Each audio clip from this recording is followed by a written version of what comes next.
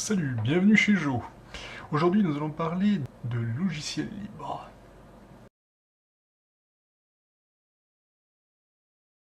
Qu'est-ce que c'est que le logiciel libre? Pour dire les choses simplement, un logiciel libre est fait par tout le monde, pour tout le monde. Bah si, ça existe. Vous pouvez vous en servir comme vous voulez. Vous pouvez en étudier le fonctionnement. Vous pouvez en faire des copies. Vous pouvez passer la nuit dessus, à les améliorer, à les débugger, à augmenter leur capacité. Bah si, ça existe.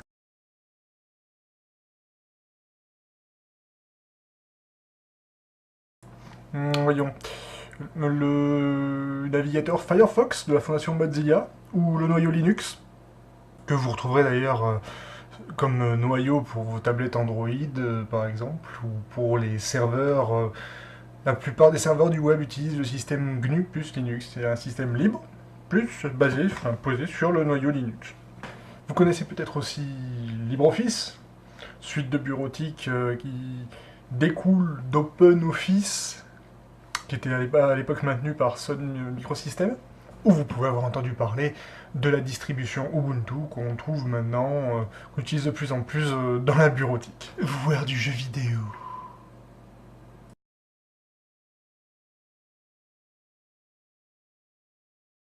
Mais si, je vous assure, tout ça est très simple. Mais oui, logiciel propriétaire, vous n'avez aucun droit du tout. Logiciel libre, vous avez tous les droits. Open source, il bien, voyez voir. Ça n'est pas du libre, non, mais ça n'est du propriétaire. Vendu, pas vendu.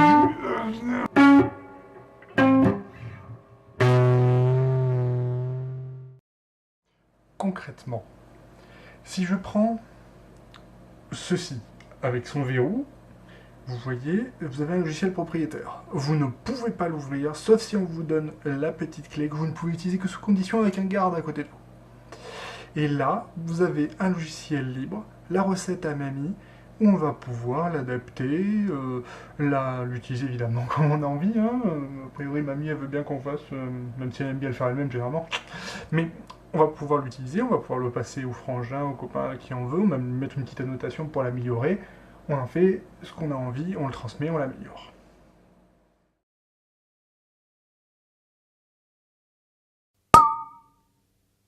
Un code source open source, vous allez pouvoir, contrairement au code libre, l'open source, vous allez pouvoir l'inclure dans un ensemble avec du logiciel propriétaire, donc fermé, sur lequel vous ne pouvez rien, la personne ne pourra rien faire, et dire que l'ensemble total, la personne n'a pas le droit d'y toucher.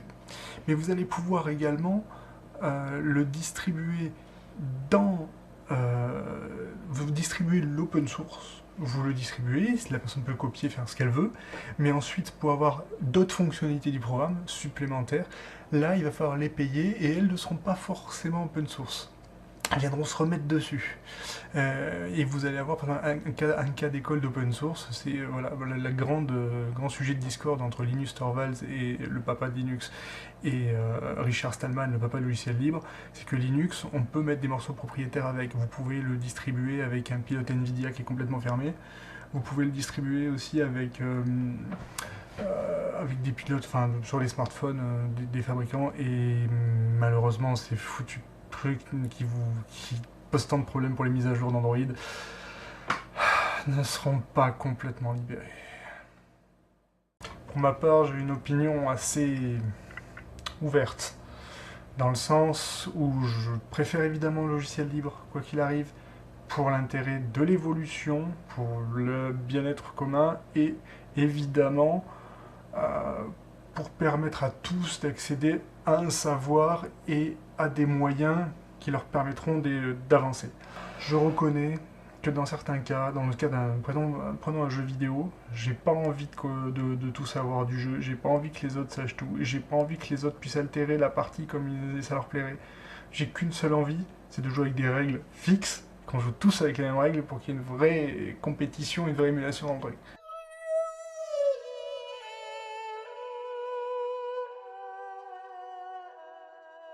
Par exemple, le moteur français Quant, alternative à Google qui vous permet de faire une recherche de manière sécurisée sans qu'on vous poursuive, etc. Vous avez en haut, de toute façon, quand vous allez sur leur page d'accueil quant.com, vous avez en savoir plus sur le respect de la vie privée, ils vous expliquent. Donc ils sont français. Vous avez sinon évidemment des métamoteurs qui vont vous anonymiser, mais qui vont quand même utiliser les moteurs requins du style, vous avez DuckDuckGo, vous avez StartPage, enfin tout un tas de choses comme ça. Et ensuite, évidemment, vous pouvez taper là comme recherche logiciel libre quelque chose. Vous pouvez également évidemment regarder, si vous êtes sur Ubuntu, regarder dans Logitech, des choses comme ça, ou dans la documentation Ubuntu, il suffit de taper Ubuntu et quelque chose dans Quant.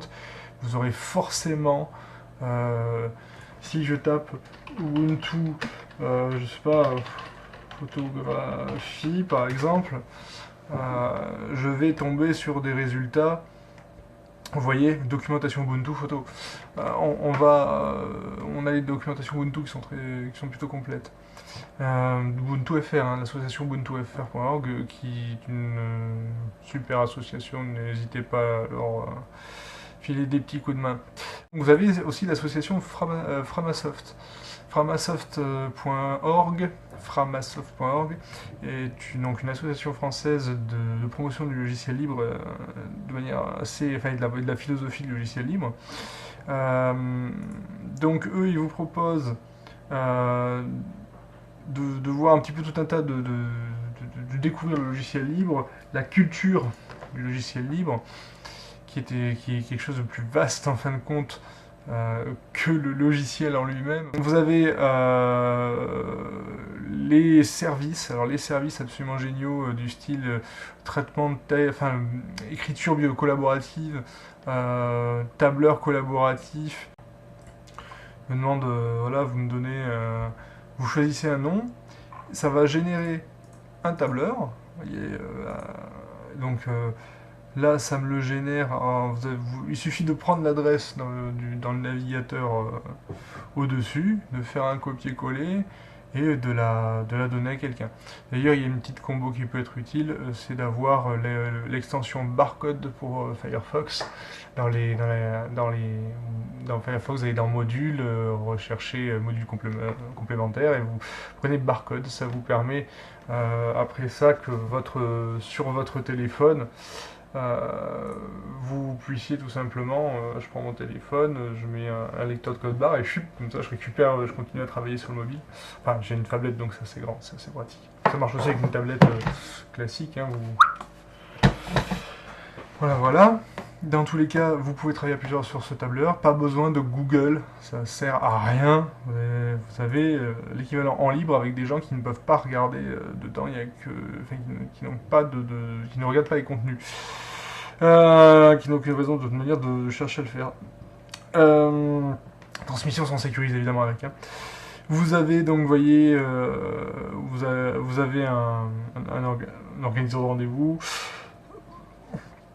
Bon, voilà pour les projets, pour les réflexions en tout genre, le petit dessin vectoriel pour amuser les gamins. Pas besoin d'avoir un logiciel en local.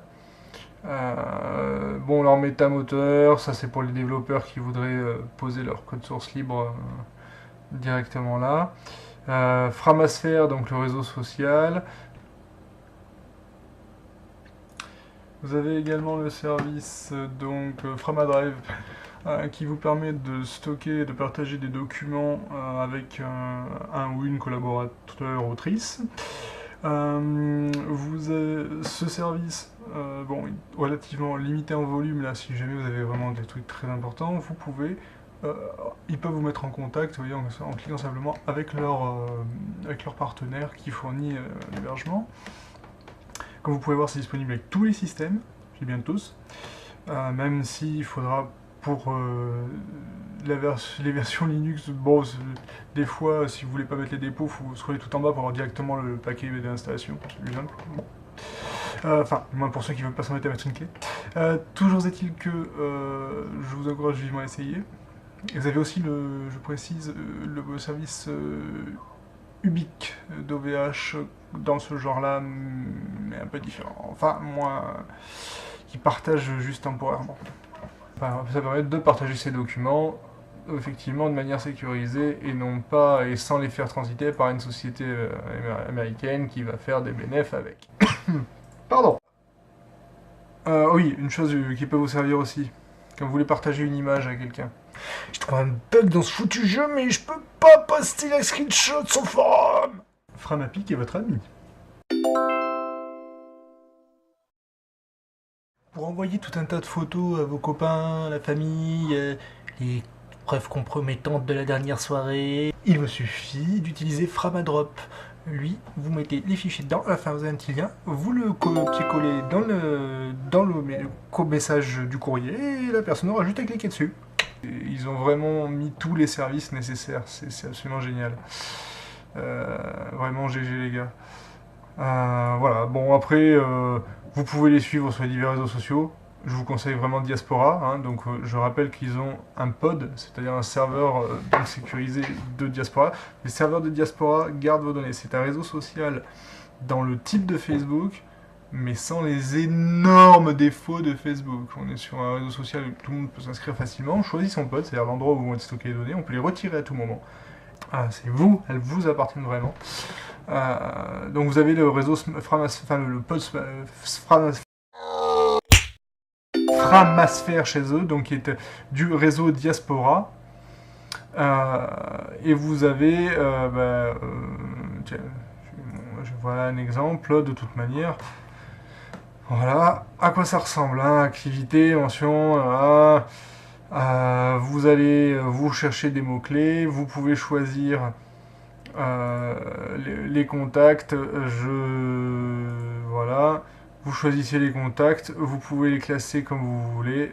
On ne parle pas d'amis mais de contacts, hein, on est honnête. Enfin, je dis pas, on peut être ami avec son patron, hein, mais la plupart du temps c'est surtout un bon moyen de vous fliquer.